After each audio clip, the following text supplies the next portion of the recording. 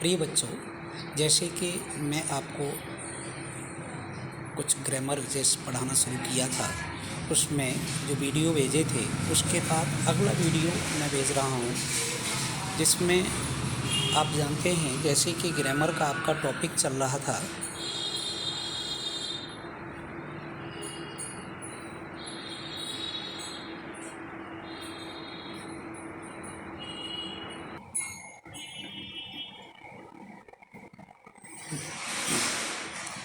मैंने आपको उस दिन वीडियो भेजा था, इसमें पर्सनल प्रोनाउन को बताया था। पर्सनल प्रोनाउन के बाद अगला जो आपका प्रोनाउन है इंटरोगेटिव प्रोनाउन है। आप जानते हैं all the interrogative words are used as interrogative pronoun. आप जानते हैं सारे जो प्रश्नवाचक शब्द हैं, what, where, when, why, who, whom, whose, how और विच, ये 9 वर्ड्स हैं। ये सब इंटरोगेटिव प्रोनाउन के रूप में इस्तेमाल किए जाते हैं। All the interrogative words are known as interrogative pronoun. जितने भी इंटरोगेटिव वर्ड्स हैं वो सब इंटरोगेटिव प्रोनाउन के रूप में जाने जाते हैं। इसी तरीके से तीसरा है आपका रिलेटिव प्रोनाउन। रिलेटिव प्रोनाउन में भी इंटरोगेटिव वर्ड्स ही रिलेटिव प्रोनाउन के रूप में इस्तेमाल किए जाते हैं, लेकिन इनके अर्थ बदले हुए होते हैं।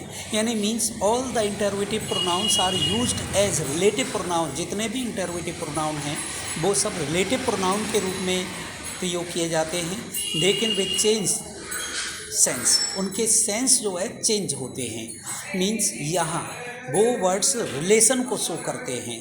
दो क्लॉज, दो पार्ट्स, दो यानी उनके संबंधों को व्यक्त करते हैं, जिनको हम रिलेटिव प्रोनाउन कहते हैं। जैसे व्हाट आप जानते हैं, व्हाट मीन्स क्या होता था इंटरोगेटिव प्रोनाउन में, लेकिन रिलेटिव प्रोनाउन में व्हाट मीन्स जो कुछ होता है, वेयर मीन्स जहाँ होता है, व्हेन मीन्स जब होता है, व्हाई मीन्स ज्यों होता है, हु जो कि या जो ये व्यक्ति के लिए प्रयोग किया जाता है कर्ता के रूप में, जबकि हुम जिसको ये कर्म के रूप में, और हुज जिसका ये विशेषक यानी क्वालिफायर के रूप में, पॉजेसिव केस के रूप में।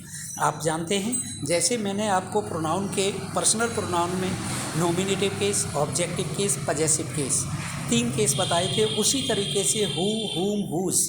हु नॉमिनेटिव केस यानी कर्ता, सब्जेक्टिव केस कर्ता के रूप में, हुम कर्म के रूप में, objective case, whose possessive case, qualifier अर्थात विशेषक या मॉडिफायर के रूप में, डिटरमाइनर के रूप में ये प्रयोग किए जाते हैं। ये तीनों वर्ड व्यक्ति के लिए प्रयोग किए जाते हैं। इसके बाद अगला है आपका हाउ। हाउ जैसे या जितने। हाउ का जो रूप प्रयोग है वो जैसे या जितने के सेंस में आता है। ये संख्या या मात्रा या मैनर को शो करता है, ढंग को व्यक्त करता है। विच और दैट, ये जो कि या जो। आप जानते हैं हु का भी मतलब भी जो कि या जो होता है, उसी तरीके से विच और दैट का भी प्रयोग जो कि या जो होता है।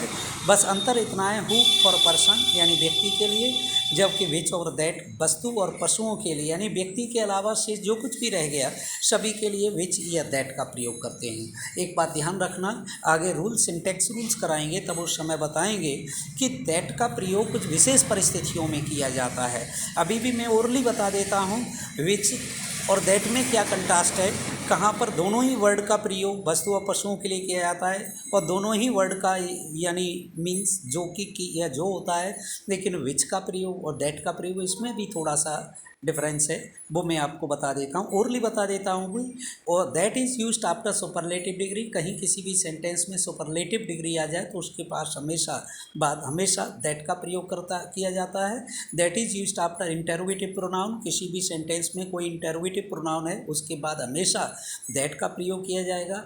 That is also used with यानी ऑल, नथिंग, एनीथिंग, एवरीथिंग, सच, सेम, इन सब के बाद भी आप दैट का प्रयोग करेंगे।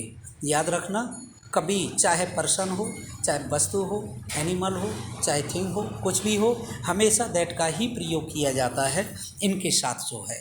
तो इस तरीके से ये आपका रिलेटिव प्रोनाउन हुआ। और रिलेटिव प्रोनाउन के बाद अगला हम आपको जो है नेक्स्ट यानी टॉपिक वीडियो में अगला टॉपिक भेजेंगे, इसका प्रयोग भेजेंगे।